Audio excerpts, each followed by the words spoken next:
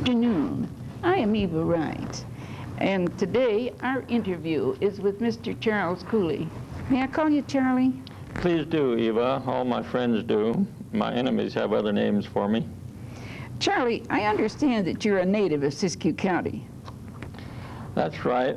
I was born and raised on a ranch, on a cattle ranch a few miles north of Montague. You were raised on a cattle ranch? That sounds interesting. How about telling our viewing audience something about your early experiences? But first tell us about what period this was.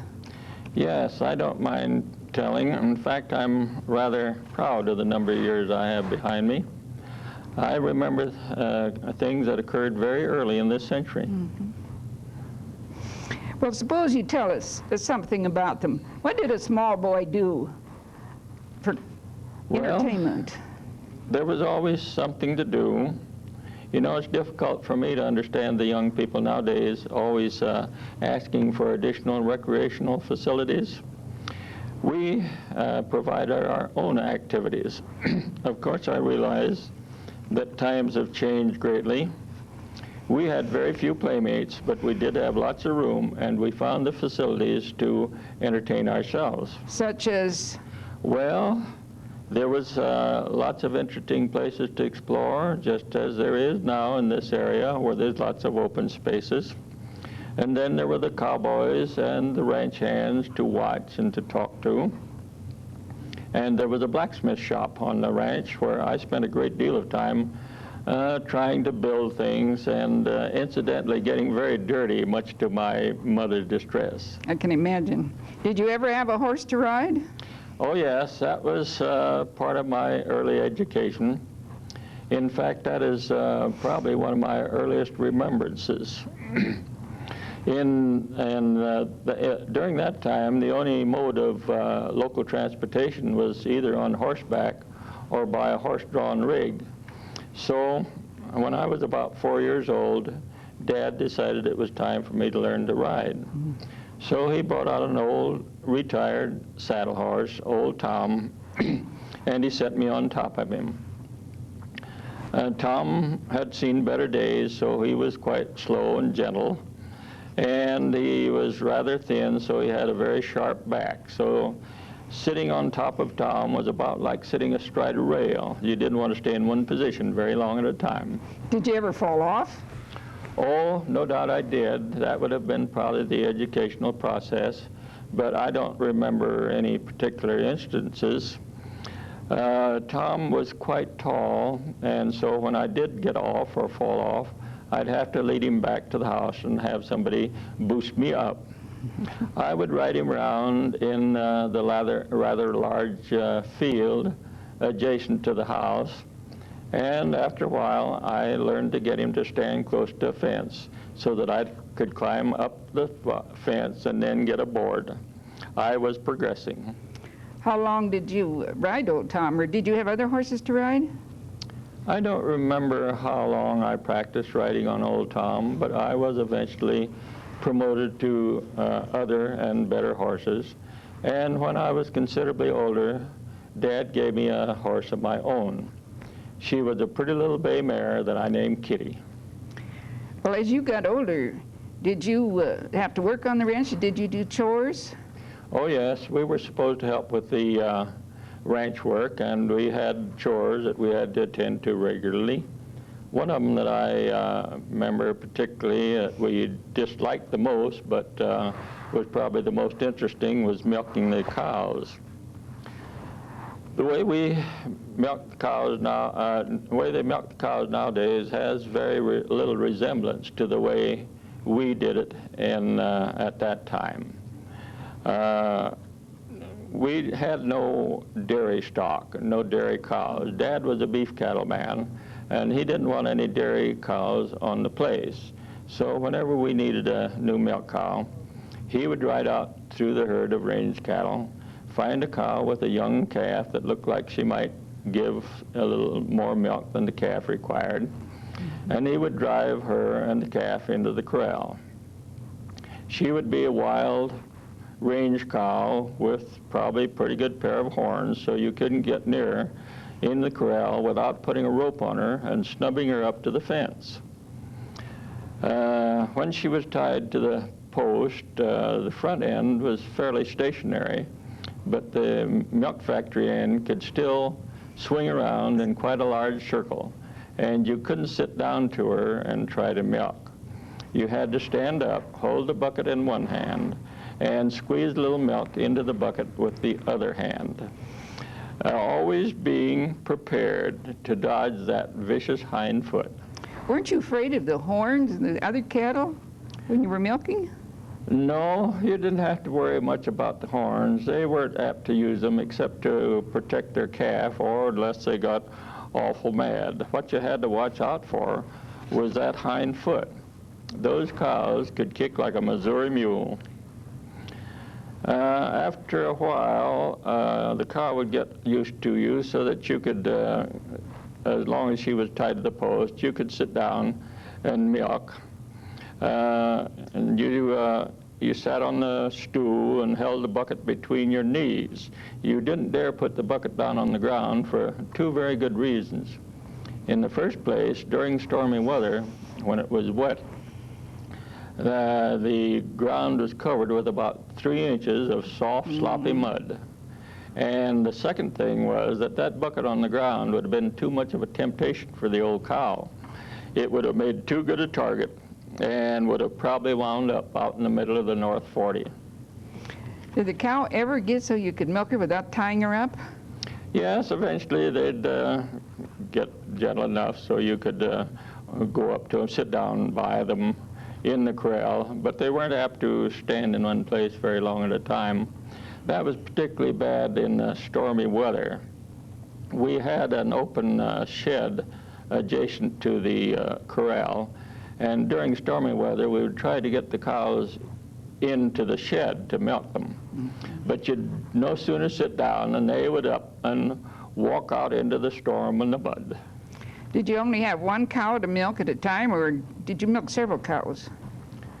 Well, those old cows didn't give very much milk, so we had to milk a half a dozen or so in order to furnish enough milk for the daily use. We didn't put them in the barn in stanchions. That would have been too easy. We milked them out in the open corral, and there was never a dull moment. You know, those cows, as I mentioned, could kick with great power and accuracy.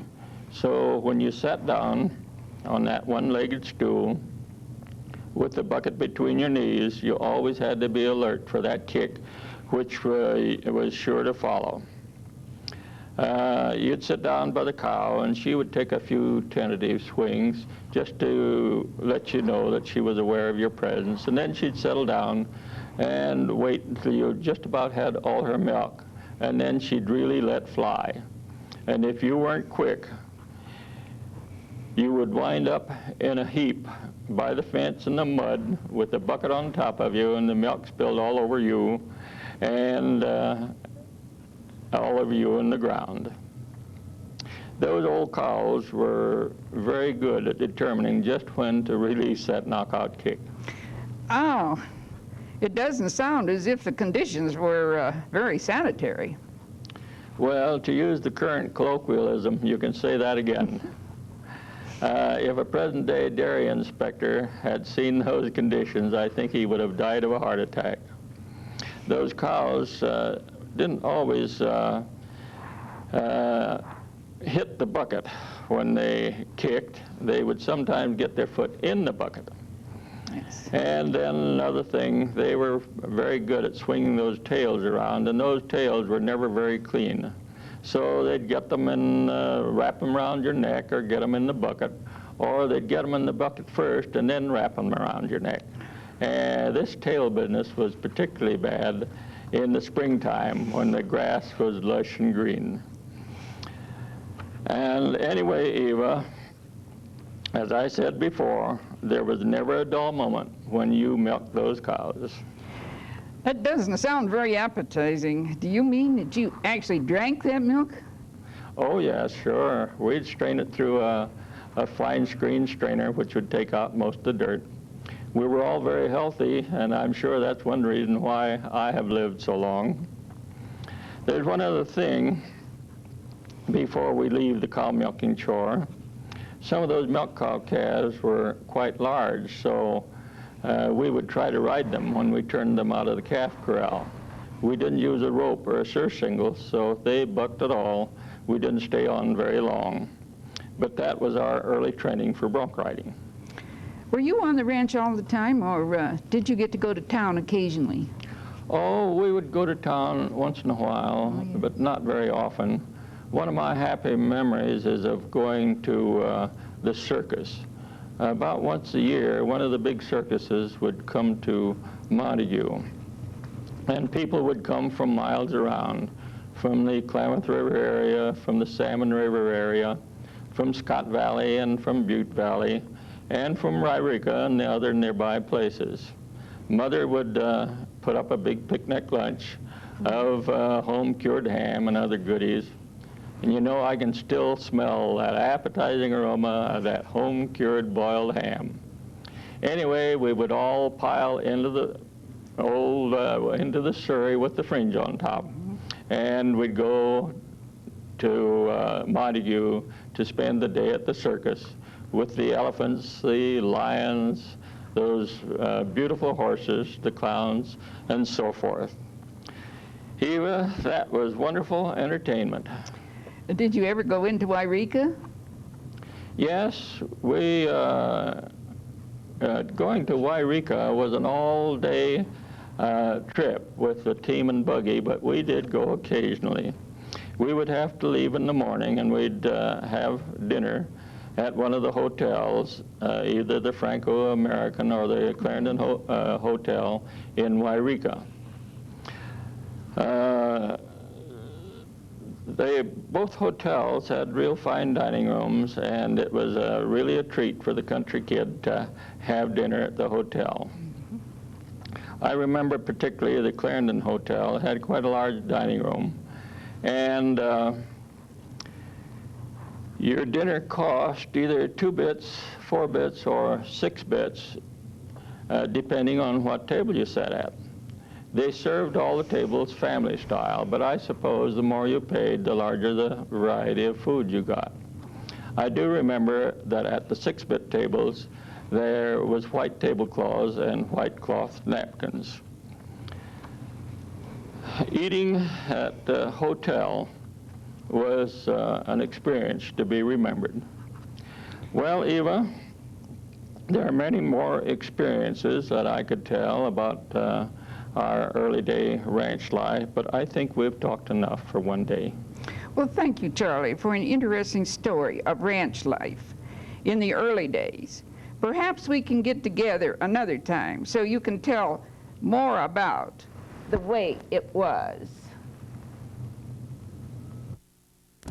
In order to have a satisfactory retirement, it's necessary to prepare for your retirement years in advance. In my case, I really never retired. I just changed occupations. I knew in a general sort of way what I wanted to do when I left the bank, so I began by buying into a piece of property. And I started developing it while I was still working at the bank. After I retired from the bank, I spent full time improving that property. Having been raised on a ranch, this was right up my alley and very interesting to me. And of course, Maureen, it was entirely different than the work I had been doing. I hope it was successful, Charles. It worked out very well. And about the time I was ready to sell some of the property, I had an opportunity to buy into a small business. This small business owner required part of my time, so I had additional time to spend improving another piece of property where my son now lives. After a few years, we sold the business, and I then had time to devote to other interests which I still pursue. And what was that, Charles? I've always been interested in economics and finance, and I now devote a great deal of time to this interesting study. Also, as time permits, I'm doing family history research, and by fits and starts, I'm writing about my boyhood experience on the ranch. I don't expect this to be a bestseller, but it just may be someday some relative will be interested in it 100 years from now. I bet your grandchildren will be. I hope. It is important to have things in which you can take a keen interest and keep your mind active. I find, like Helen, I find this TV program to be very interesting and in which we can be involved, and it is good for all of us, regardless of what part we take in producing these programs, because we must always be alert and involved.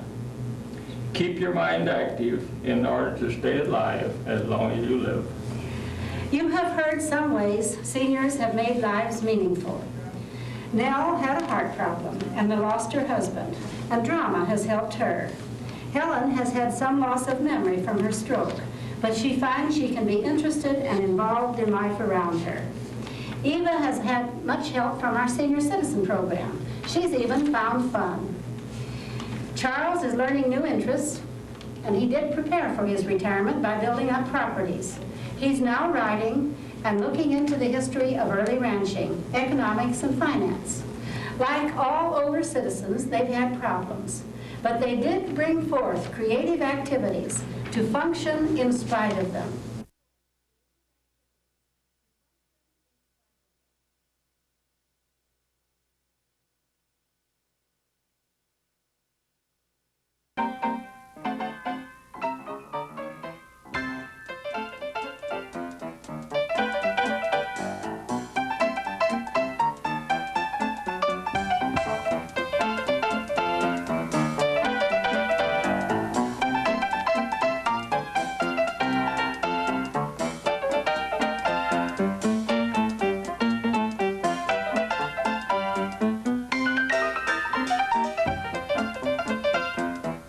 Welcome to Place Names in Siskiyou County.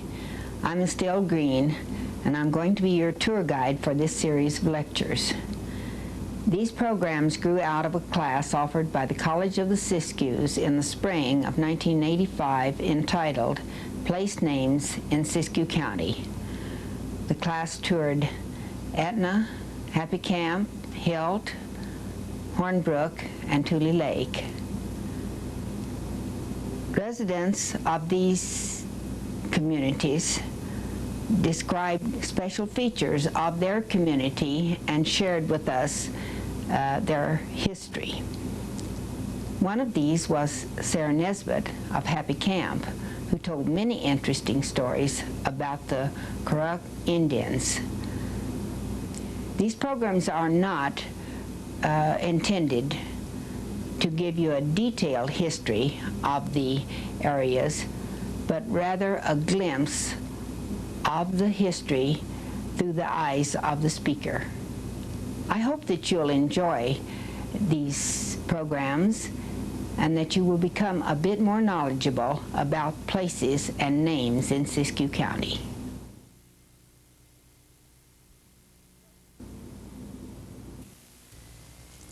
Hilt, California is located in a valley in the extreme northern part of Siskiyou County. The history of Hilt is brief in that the town was named for a man who had one of the first businesses in the area. Hilt was owned by two different lumber companies and was completely liquidated by Fruit Growers Lumber Company in 1974, less than 100 years after being formed. It was one of the last, if not the last, company-owned towns in Northern California. Today we visit the Buddhist temple located a few miles north of Hilt.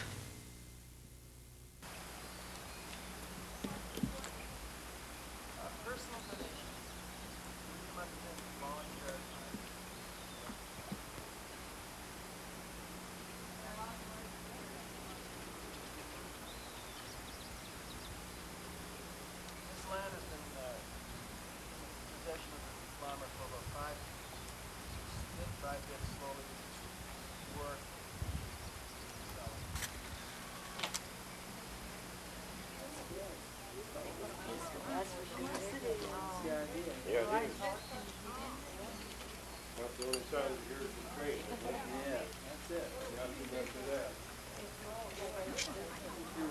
See, the Lama is here. He should come here. You have to go clear around? Can't go back? Hello.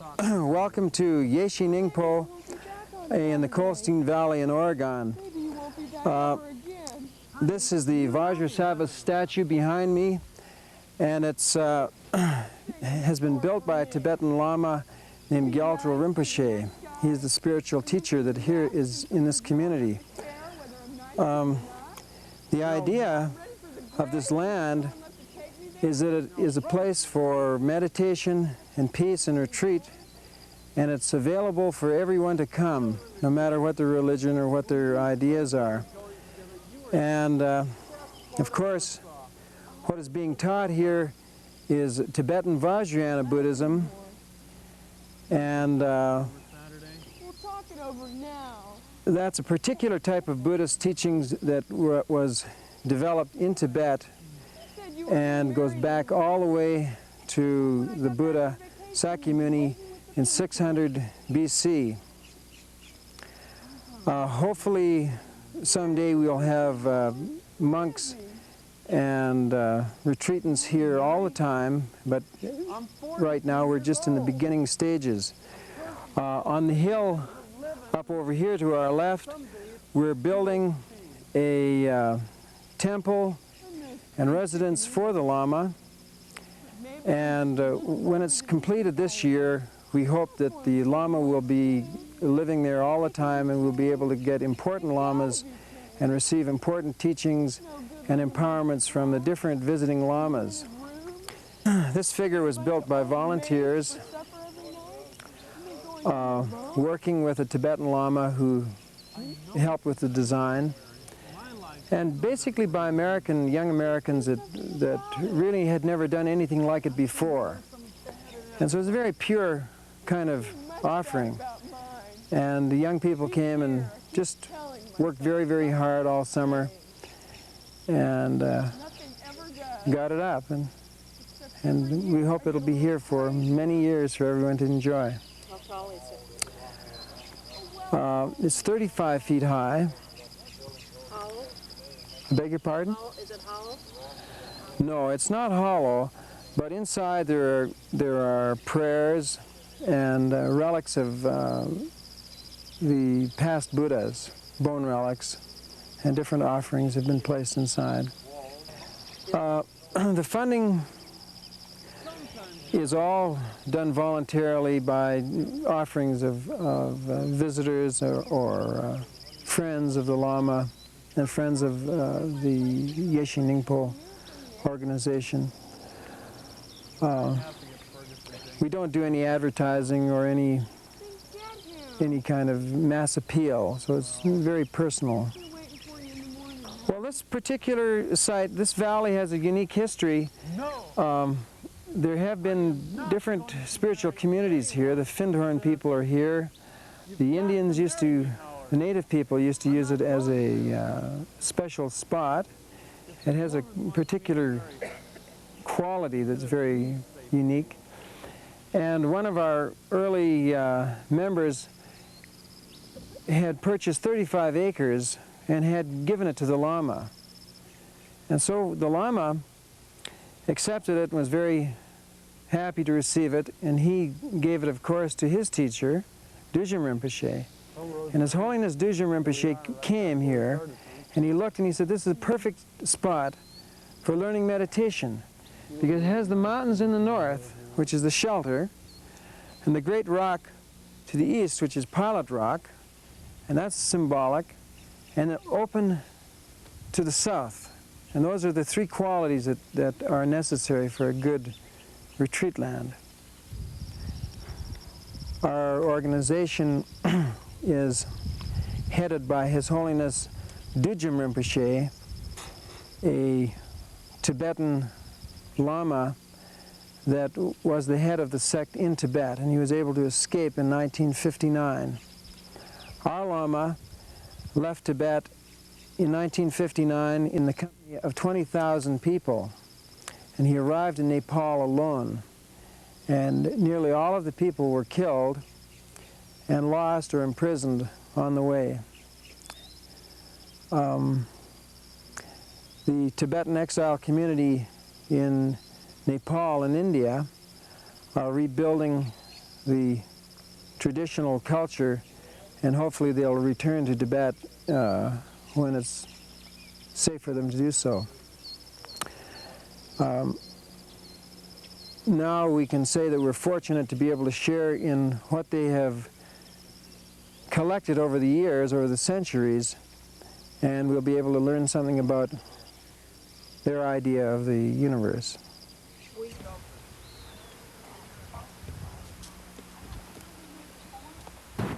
The Iron Gate Dam was started in 1961.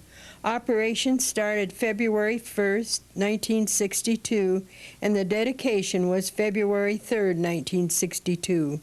Iron Gate takes its name from the rust-colored walls of the canyon. The dam is a rock and earth-filled structure 173 feet high. It is approximately 1,000 feet thick at the base.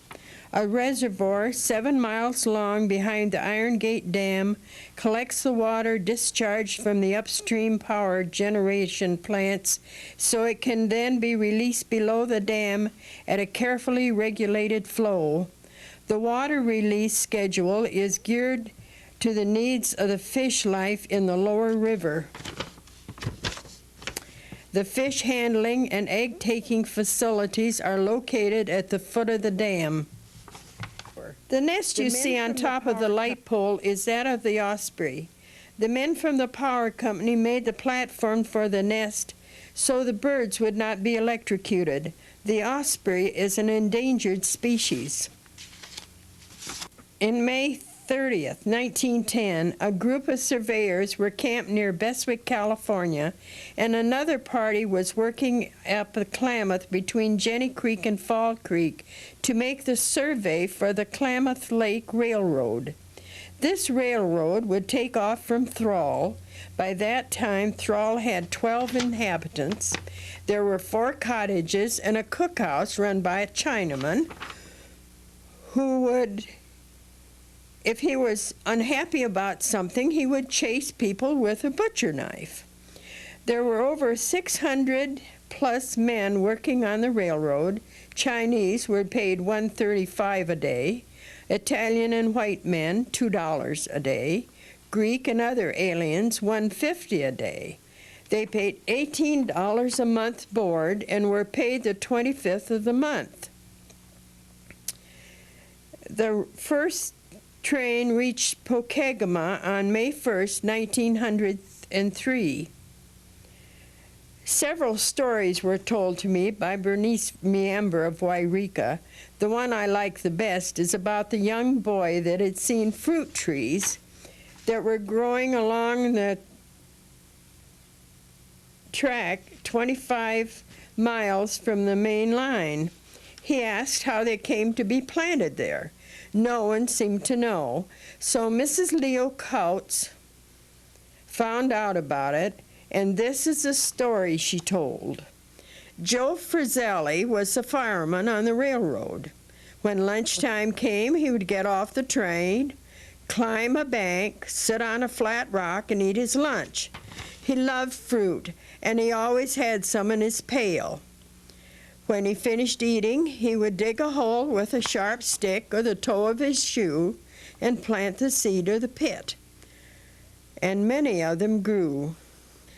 Still to be seen where the railroad climbed from the Klamath River Canyon to the plateau above are the remains of the old Greek baking ovens built of native lava rock at the site of the old construction camp.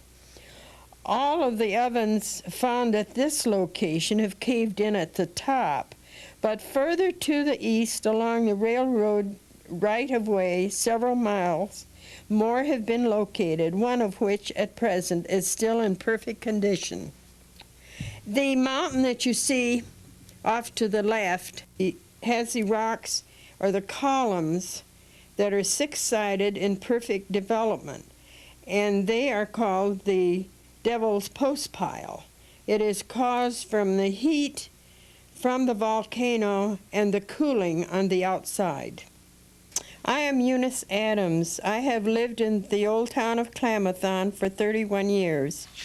My husband always said, I have been around the world and there is no lovelier spot than Siskiyou County. And our guest speaker for the evening is Sarah Barney Nesbitt of Happy Camp. Sarah will explain the legend and lore of her Karuk tribe. Here comes Sarah.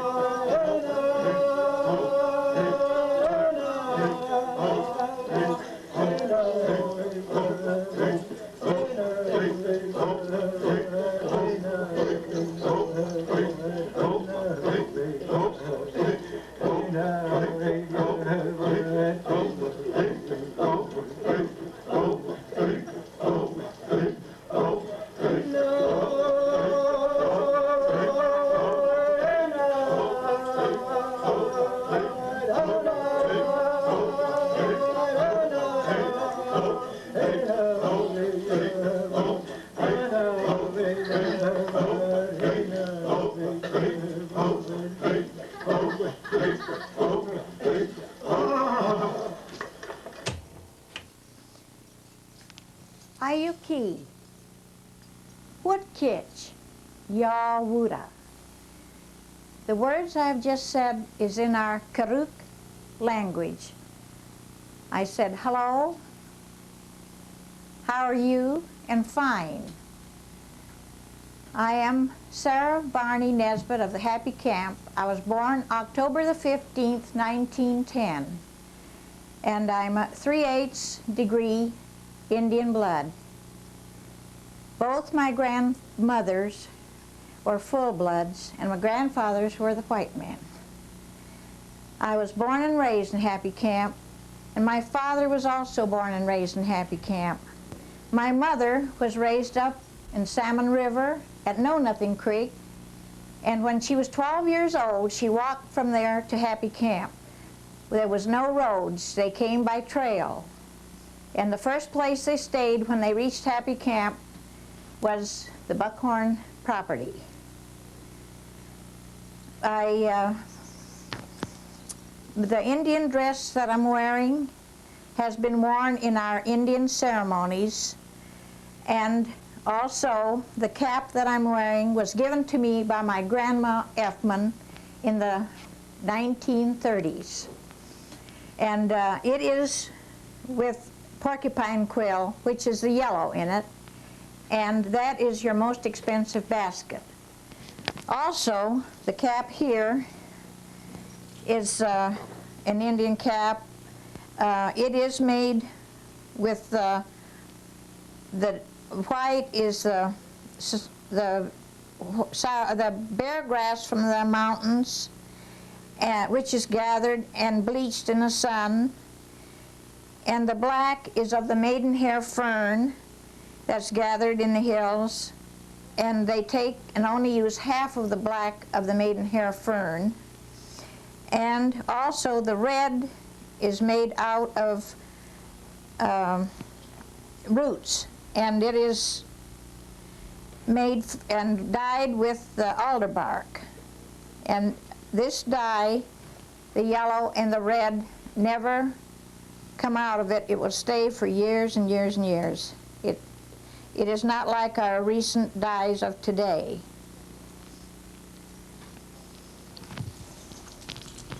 Also, this basket here that I'm holding was given to me and my husband when we were married in 1947 as a wedding gift. It was made by one of my very dear friends. Show them how the lid comes off, Sarah. Oh, yes. You can see how it's made, and it's very well made. It's made of roots and of the bare grass and of the root.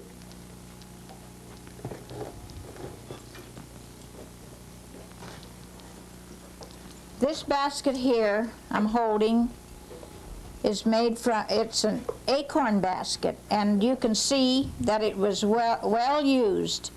It's had many an acorn soup in there.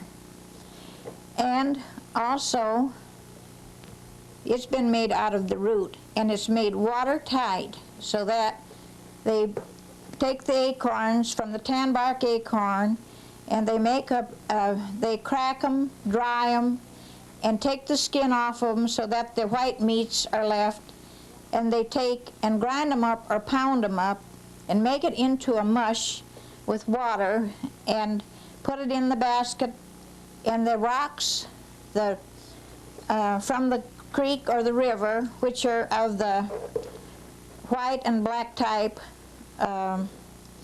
they put it in the fire till it gets hot, and then it's dumped in here and it bubbles up, and that cooks your soup. It's used a lot at the ceremonies that the Indians have. So that's cooked by heating the rocks and putting it into the dish. Right. And also, this basket here was given to me by my grandmother, Grandma Effman, and it's a plate. It's an Indian plate, and they dry the acorns in this and put them out in the sun to dry.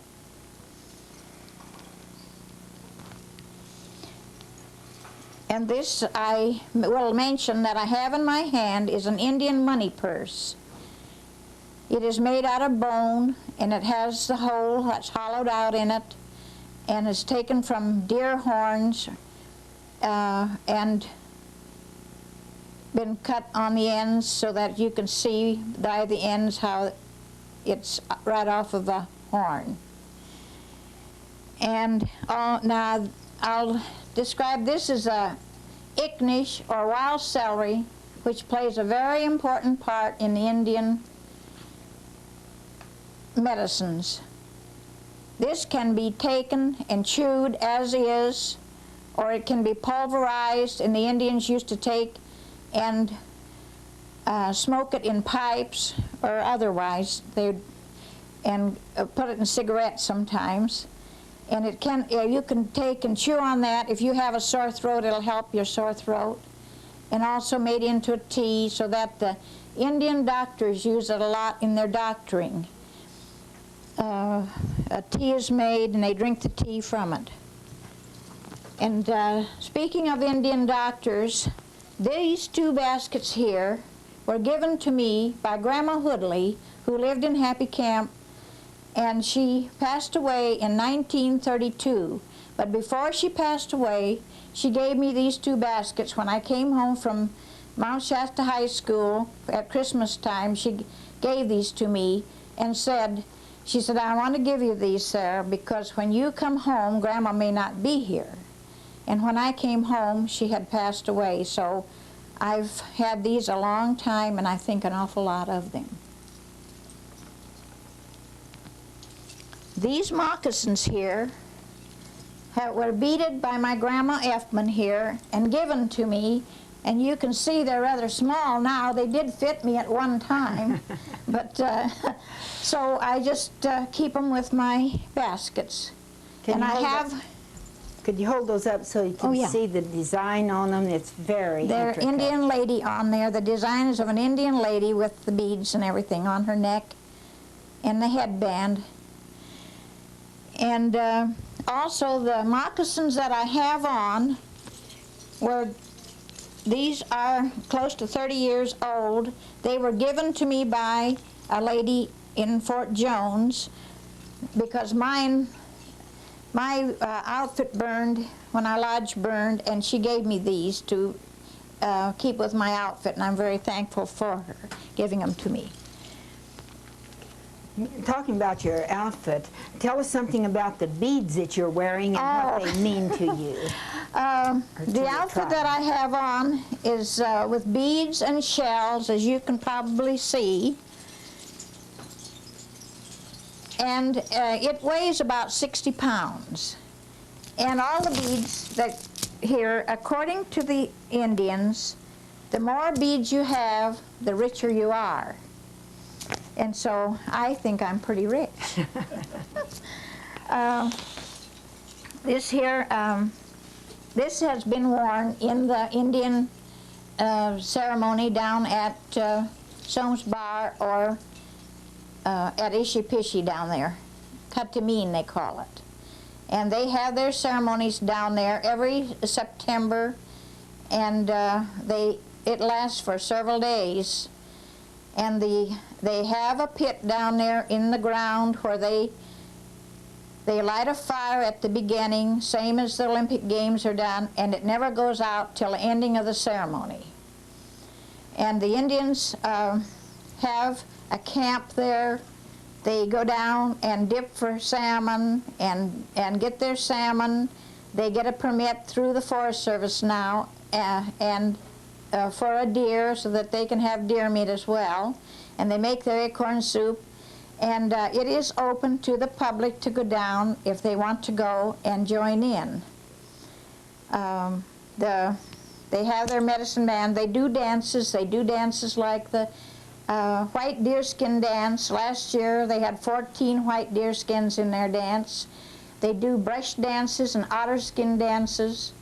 And in the pit they dance all night long. They come in, there's different tribes that come in there once on the hour all night long, and they start out with a little regalia at first, and all through the night they start putting on more regalia till in the morning they are fully dressed in full costume. And in the pit they have a medicine lady down in the pit and a woman that has a sick child. They bring one in that has a sick child. They place it in the pit and they have their medicines there. And the Icknish is a very important one. And also the pepperwood. And they doctor this baby and all night by the fire, and the baby gets well in the next day or so. I've seen this happen and have attended these. Also,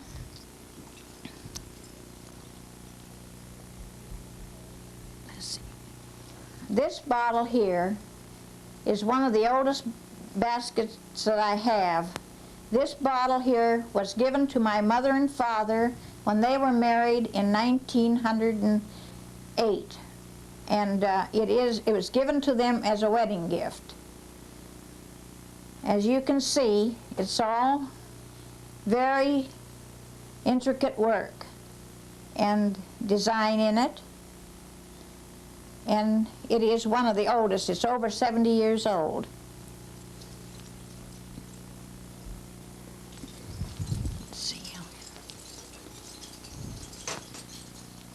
These baskets over here, these 3 baskets, these are the ones that I have made myself. I've taken up basketry, and I have did 4 now. I have did 2 of these, and this one was done by a friend of mine, and also this one. This was the last one I did with the design in it, and it's not easy to do it. It takes a long, hard work, so you can see how many hours has went into these baskets here. I am doing the top to it now, and I have gotten it just that far so that I have a little ways to go before completing it. And the inside I have not cleaned out yet, which I still have to clean out. You take a spoon and scrape it in there to get that out of there, and then I have a little more shaping to be done on it. And to shape it, you have to put water on it. You do not work with any sticks at all without water because they'll break. They're very brittle. Would you tell us something about the sticks and grass that you work with, Sarah? Yes, I will.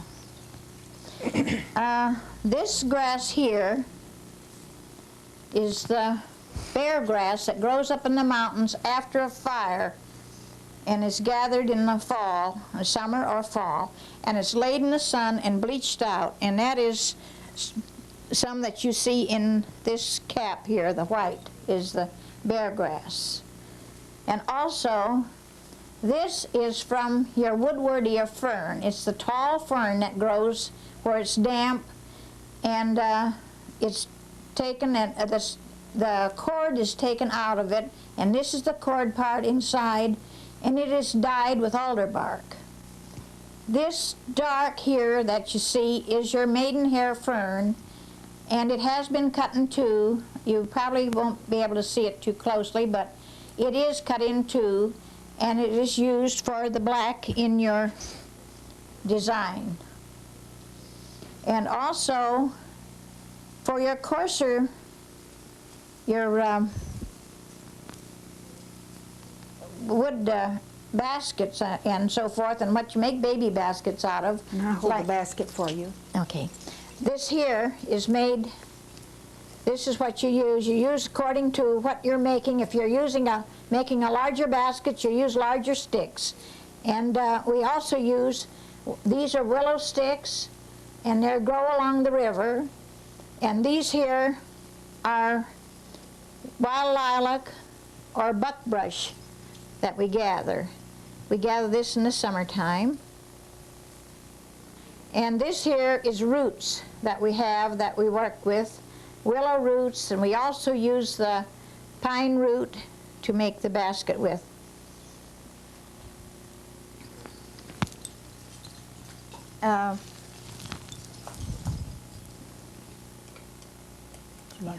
I will show you the spoons that I have here and a comb. It's made out of hardwood. It's made out of yew wood. That is real hard wood.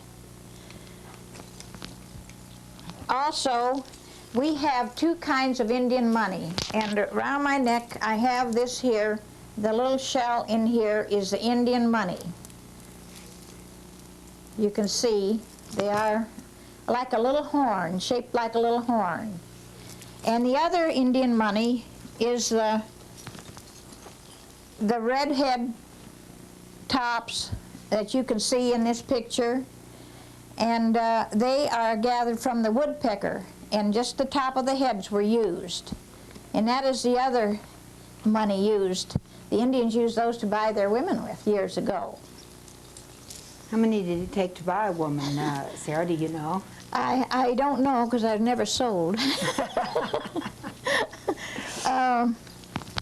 Also, I would like to, this here is the wood basket, or burden basket, and I'll demonstrate to you how it is used. The women put it across their heads, and they go up in the mountains and gather wood, and or they gather other acorns or anything and bring it home. And also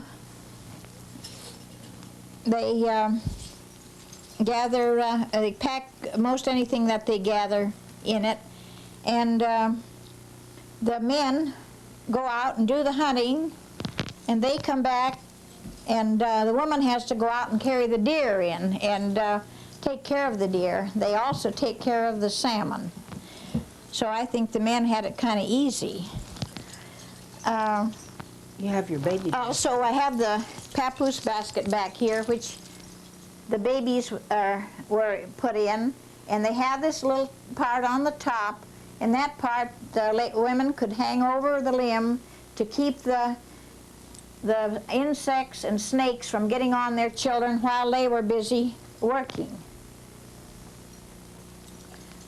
Tell us a little bit more about the paintings, Sarah, and yes. what your grandmother was weaving here. This is my Grandma Effman, my father's mother. She lived to be 97, and she lived over at Elk Creek, if you have ever been Happy Camp, no. And she is weaving a rug. It's woven like the Indian baskets is wove. And she also made the coarse type basket, but not the very fine type. And this one here is in the Indian at a waterfall with the horse.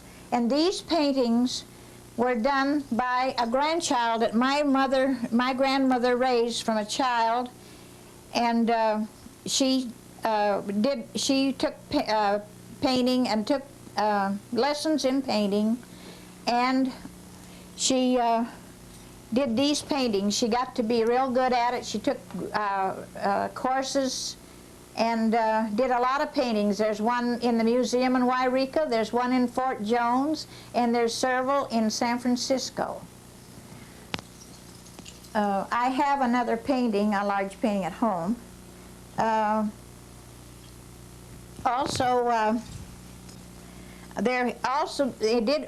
herbs. The Indians had a lot of herbs, and I have several different kinds I brought with me today, and they are good for all types of medicine, blood medicine, kidney medicines, and there's one for diabetes, and the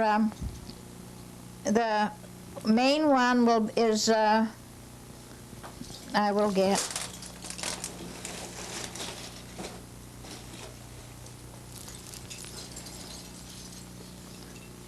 This is your Princess Pine, and you can make that into a tea, and you can use it, and it's good for your blood and back, kidneys and your back. If you have any ailments that way, it is real good. You spoke of the Indian doctors. Sarah, do we have any Indian doctors left? We have one Indian doctor that lives down below Happy Camp, and I have been doctored by 4 different Indian doctors, and I have never been to a white doctor, only when I had my son, and that was a must. And but the Indian doctors all have different methods of doctoring. They Grandma Hoodley here doctored by a pipe, and she, like I mentioned, used the Icknish. And the others doctor by mouth, and they go into sort of a trance. They dance and sing. And my son was cured from one of the Indian doctors with an ear ailment. And the